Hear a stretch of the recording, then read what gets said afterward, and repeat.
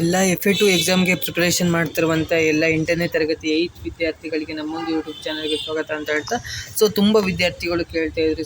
FA1 ಅನ್ನೋದು complete ಆಗಿದೆ, FA2ಗೆ ಸಂಬಂಧಪಟ್ಟಿದಂತೆ question ಪೇಪರ್ನ ಅಪ್ಲೋಡ್ ಮಾಡಿ 8ನೇ ತರಗತಿ ವಿದ್ಯಾರ್ಥಿಗಳದ್ದು ಅಂತ ಹೇಳ್ತಿದ್ರು. FA2ದು ಆಲ್ರೆಡಿ ತುಂಬ ಕ್ವಶನ್ ಪೇಪರ್ನ ಅಪ್ಲೋಡ್ ಮಾಡಿದ್ದೀನಿ. ಕನ್ನಡ ಆಗಿರ್ಬೋದು, ಇಂಗ್ಲೀಷ್ ಆಗಿರ್ಬೋದು, ಹಾಗೆ ಸೈನ್ಸ್ ಆಗಿರ್ಬೋದು, ಮ್ಯಾಥ್ಸ್ ಆಗಿರ್ಬೋದು. ಆ ಒಂದು ವಿಡಿಯೋನ ಡಿಸ್ಕ್ರಿಪ್ಷನ್ ಹಾಕಿರ್ತೀನಿ. ಎಲ್ಲದನ್ನು ಕೂಡ ನೋಡಿಕೊಂಡು ಎಲ್ಲದನ್ನು ಕಲ್ತ್ಕೊಳ್ತಾ ಬನ್ನಿ.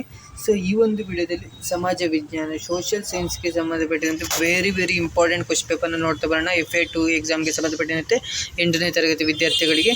ಇದು ಬಂದುಬಿಟ್ಟು ವೆರಿ ಇಂಪಾರ್ಟೆಂಟ್ ಕ್ವಶನ್ ಪೇಪರ್ ಅಂತಲೇ ಹೇಳ್ಬೋದು.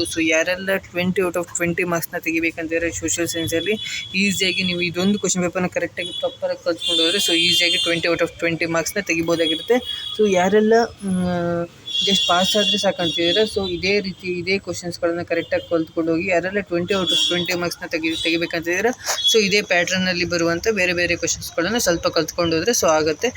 ವಿಡಿಯೋನ ಶುರು ಮಾಡೋಣ. ಅದಕ್ಕಿಂತ ಮುಂಚೆ ನೀವೇನಾದರೂ ಫಸ್ಟ್ ಟೈಮ್ ನಮ್ಮೊಂದು ಯೂಟ್ಯೂಬ್ ಚಾನಲ್ಗೆ ವಿಸಿಟ್ ಮಾಡಿದರೆ ವಿಡಿಯೋಗೊಂದು ಲೈಕ್ ಕೊಡಿ, ಹಾಗೆ ಚಾನಲ್ನ ಸಬ್ಸ್ಕ್ರೈಬ್ ಮಾಡ್ಕೊಂಡಿಲ್ಲ ಅಂದರೆ ಮರಿದೇ ಚಾನಲ್ನ ಸಬ್ಸ್ಕ್ರೈಬ್ ಮಾಡಿಕೊಂಡು ವಿಡಿಯೋನ ಶುರು ಮಾಡೋಣ.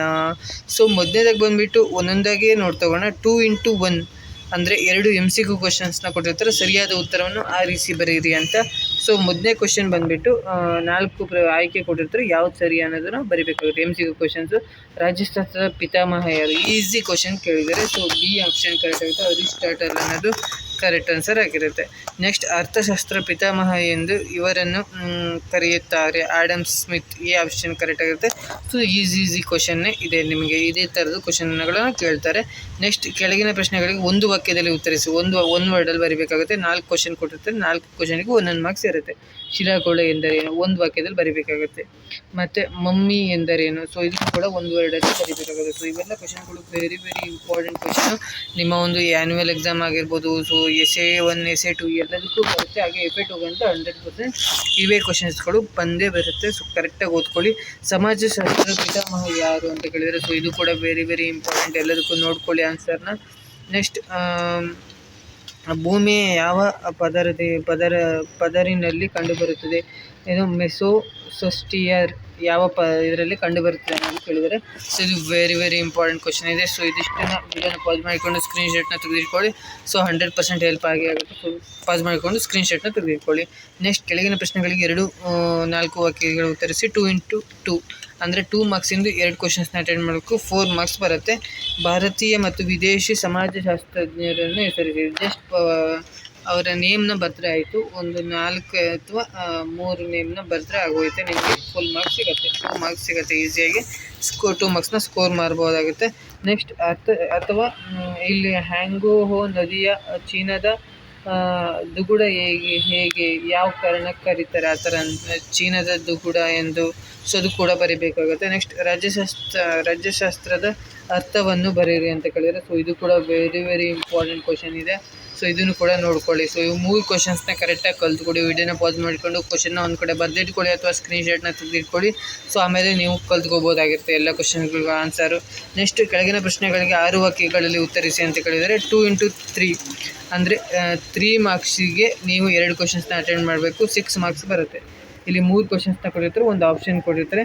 ಭೂಮಿಯ ಅಂತರಾಳದ ಚಿತ್ರವನ್ನು ಬರೆದು ಅದರ ಪದರಗಳನ್ನು ಗುರುತಿಸಿ ಅಂತ ಕೇಳಿದ್ರು. Very important. ಬಂದೇ ಬರುತ್ತೆ ಈಗ ಒಂದು ಕ್ವಶನ್. ನೆಕ್ಸ್ಟ್ ಬಂದುಬಿಟ್ಟು 10ನೇ ಕ್ವಶನ್, ಅರ್ಥಶಾಸ್ತ್ರದ ಅಧ್ಯಯನದ ಮಹತ್ವವನ್ನು ಬರೆಯೋದು ಅಂತ ಕೇಳಿದ್ರೆ ಇದು ಕೂಡ ವೆರಿ ಇಂಪಾರ್ಟೆಂಟ್ ಕ್ವಶನ್ ಇದೆ ಅಂತಲೇ ಹೇಳ್ಬೋದು. ನೆಕ್ಸ್ಟ್ ಬಂದುಬಿಟ್ಟು ಮಾನವರಿಗೂ ಭಾಷೆಗೂ ಇರುವ ಸಂಬಂಧವನ್ನು ವಿವರಿಸಿ. ಈ 3 ಕ್ವಶನ್ ಕೂಡ ವೆರಿ ಇಂಪಾರ್ಟೆಂಟ್ ಇದೆ. ಇವಿಷ್ಟು ಕ್ವಶನ್ಸ್ನ ಕರೆಕ್ಟಾಗಿ ಕಲ್ತ್ಕೊಂಡು ಹೋಗಿ. 100% ನಿಮಗೆ ಹೆಲ್ಪೇ ಆಗುತ್ತೆ. 3 ಮಾರ್ಕ್ಸಿಗೆ ಇದು ಬಂದೇ ಬರುತ್ತೆ. ನೋಡ್ಕೊಂಡು ಹೋಗಿ. ನೆಕ್ಸ್ಟ್, ಕೆಳಗಿನವುಗಳಲ್ಲಿ ಯಾವುದಾದ್ರೂ ಒಂದು ಪ್ರಶ್ನೆಗಳಿಗೆ 8 ವಾಕ್ಯಗಳಲ್ಲಿ ಉತ್ತರಿಸಿ. ಅಂದರೆ ಅರ್ಧ ಪೇಜ್ ಅಥವಾ 1.5 ಪೇಜ್ ನೀವು ಬರೀಬೇಕಾಗುತ್ತೆ ಆನ್ಸರು. ಫಸ್ಟ್ನೇ ಕ್ವಶನ್ ಬಂದುಬಿಟ್ಟು ರಾಜ್ಯಶಾಸ್ತ್ರದ ಪ್ರಾಮುಖ್ಯತೆಯನ್ನು ತಿಳಿಸಿ ಅಂತ ಕೇಳಿದರೆ ಇದು ವೆರಿ ಇಂಪಾರ್ಟೆಂಟ್ ಕ್ವಶನ್ ಇದೆ. ಈ ಕ್ವಶನ್ ಬಂದುಬಿಟ್ಟು ರಾಜ್ಯಶಾಸ್ತ್ರದ ಪ್ರಾಮುಖ್ಯತೆಯನ್ನು ತಿಳಿಸಿ. ಇದು ಬಂದೇ ಬರುತ್ತೆ ನಿಮ್ಮ ಒಂದು FA2 ಎಕ್ಸಾಮ್ಗೆ. ಕರೆಕ್ಟಾಗಿ ಕಲ್ತ್ಕೊಂಡಿರಿ. ಇದು ಬರುವ ಚಾನ್ಸಸ್ ಜಾಸ್ತಿ ಇದೆ. ನೆಕ್ಸ್ಟ್ ಮಾನವನ ಆರ್ಥಿಕ ಚಟುವಟಿಕೆಯನ್ನು ತಿಳಿಸಿ ಅಂತ ಕೇಳಿದ್ರು. ಸೊ ಇದು ಕೂಡ ವೆರಿ ಇಂಪಾರ್ಟೆಂಟ್ ಕ್ವಶನ್ ಇದೆ. ಸೊ ಎಲ್ಲದು ಈ ಕ್ವಶನ್ ಪೇಪರಲ್ಲಿ ಇರುವಂಥ ಎಲ್ಲ ಕ್ವಶನ್ಸ್ಗಳನ್ನು ಒಂದ್ಸತಿ ನೋಡ್ಕೊಂಡಿರಿ. ಇದೇ ಕ್ವಶನ್ಸ್ಗಳು ಬರುವ ಚಾನ್ಸಸ್ ಇದೆ, ಅಥವಾ ಇದೇ ಥರದ ಪ್ಯಾಟ್ರನ್ನಲ್ಲಿ ಕ್ವಶನ್ಸ್ಗಳು ಬರುತ್ತೆ. ಬೇರೆ ಯಾವುದೂ ರೀತಿ ಚೇಂಜ್ ಆಗಲ್ಲ. ಅಂದರೆ ಕ್ವಶನ್ ಚೇಂಜ್ ಆಗ್ಬೋದು, ಪ್ಯಾಟ್ರನ್ ಸೇಮ್ ಇರುತ್ತೆ. ಸೊ ಐ ಹೋಪ್ ಈ ಒಂದು ವಿಡಿಯೋದಲ್ಲಿ ನಿಮಗೆಲ್ಲ ಗೊತ್ತಾಗಿದೆ ಅಂತ ಅಂದ್ಕೊಂಡಿದ್ದೀನಿ. ಇದೇ ರೀತಿಯ ಕ್ವಶನ್ಸ್ಗಳನ್ನು ಕಲ್ತ್ಕೊಂಡು ಹೋಗಿ ಅಂತ ಹೇಳ್ತಾ, ಸೊ ಈ ಕ್ವಶನ್ಸ್ಗಳಿಗೆಲ್ಲ ಆನ್ಸರ್ ಬೇಕಂದರೆ ನನ್ನ ಟೆಲಿಗ್ರಾಮ್ ಚಾನಲ್ ಲಿಂಕ್ನ ಡಿಸ್ಕ್ರಿಪ್ಷನಲ್ಲಿ ಹಾಕಿರ್ತೀನಿ. ಸೊ ಆ ಲಿಂಕ್ನ ಕ್ಲಿಕ್ ಮಾಡಿಬಿಟ್ಟು ನೀವು ನಮ್ಮ ಒಂದು ಟೆಲಿಗ್ರಾಮ್ ಚಾನಲ್ಗೆ ಜಾಯ್ನ್ ಆದರೆ ಸೊ ಅದಕ್ಕೆ ಎಲ್ಲದಕ್ಕೂ ಆನ್ಸರ್ ಸಿಗುತ್ತೆ ಅಂತ ಹೇಳ್ತಾ, ಸೊ ವಿಡಿಯೋ ಇಷ್ಟ ಆಗಿದರೆ ನಿಮ್ಮ ಫ್ರೆಂಡ್ಸ್ ಆಗಿರ್ಬೋದು, ಸ್ಕೂಲ್ ಗ್ರೂಪ್ ಆಗಿರ್ಬೋದು, ಸೊ ಎಲ್ಲರಿಗೂ ಶೇರ್ ಮಾಡಿ. ಹಾಗೆ 8ನೇ ತರಗತಿ ಯಾರ್ಯಾರು ಓದ್ತಿದ್ದಾರೋ ಸೊ ಎಲ್ಲರಿಗೂ ಶೇರ್ ಮಾಡಿ ಅಂತ ಹೇಳ್ತಾ, ಸೊ ವಿಡಿಯೋನ ಎಂಡ್ ಮಾಡ್ತಿದ್ದೀನಿ. ನೆಕ್ಸ್ಟ್ ಸಿಗ್ತೀನಿ. So thank you for watching.